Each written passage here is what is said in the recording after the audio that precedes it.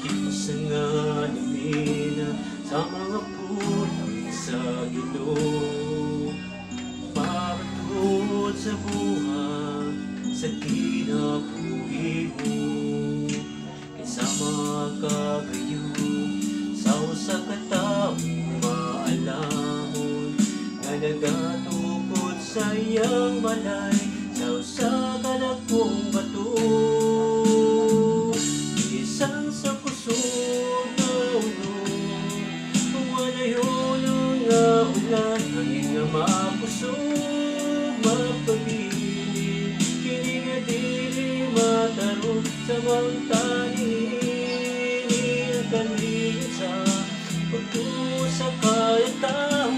Pangayon ka, kini nga grasya di kanila.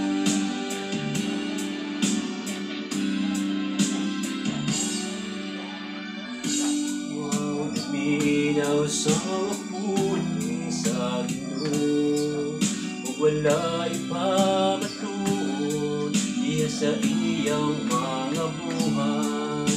Sama siya sa tao, nagtukod og balay sa iyo tambuyan. Sa kusog nga ulan pagamanlason, ug sa hangin pagatupagon.